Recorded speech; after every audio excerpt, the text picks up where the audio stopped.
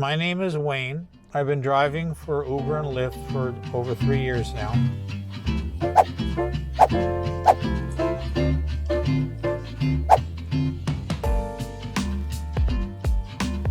So I got a late start this morning. It's Sunday.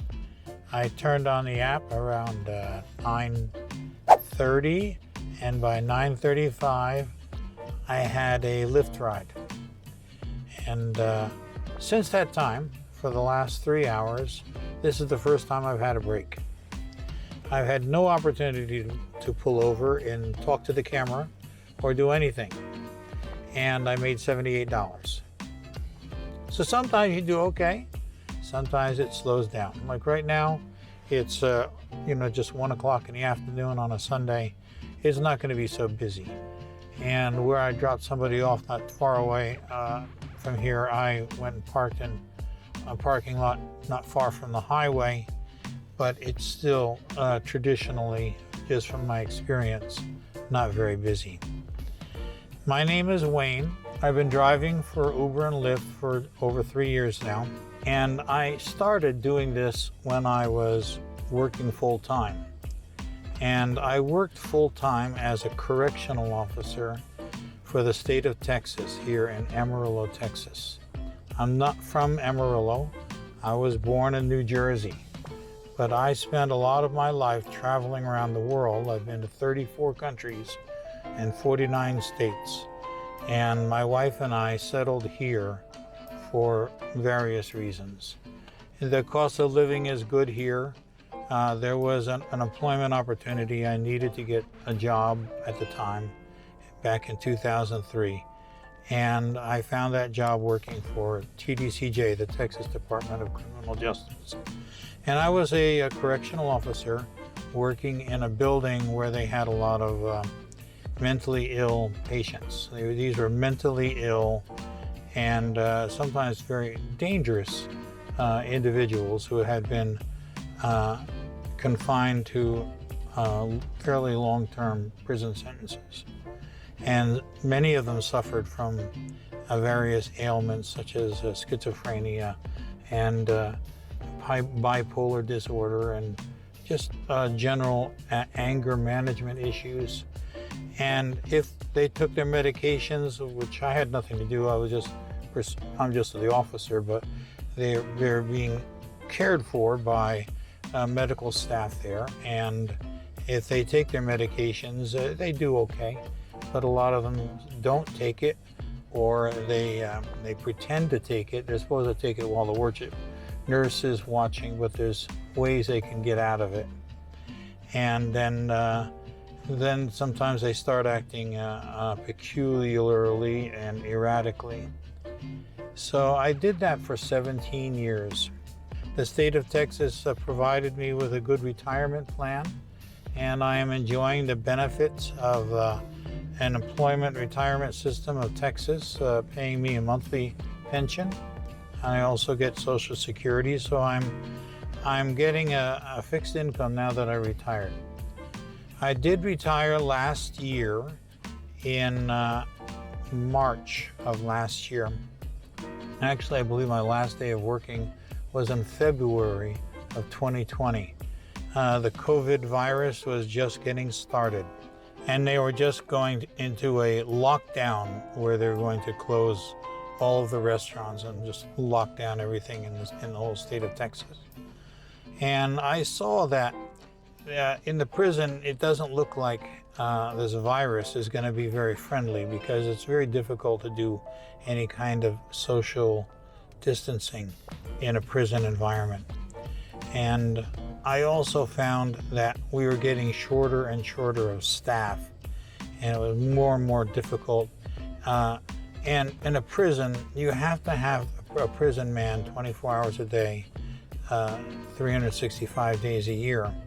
And they have to be fed, they have to be, they have to receive recreation. These are people, they're human beings, they're in prison. It doesn't mean that they're dead. And if they're incarcerated, then whoever incarcerated them has to take care of all their medical needs.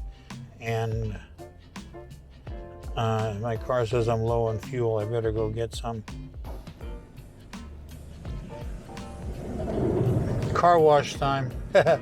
I do this once a day. There's a company here in the western states, growing company, called Quick Quack Car Wash. And it costs like $29 a month for unlimited wash. That's their premium plan. They wax the car and do all that.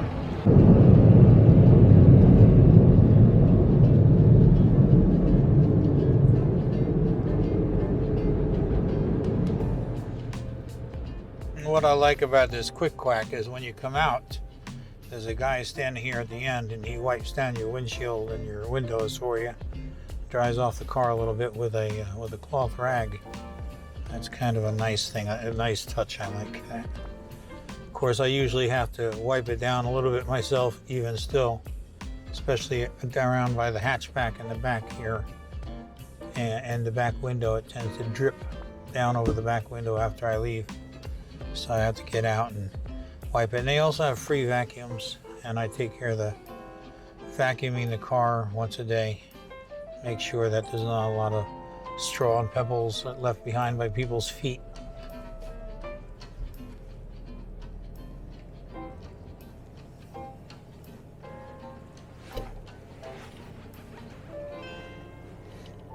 And there's a bunch of these things all over town. There's like 5 or 6 Quick Quack car washes in town, so wherever I am, I can find one.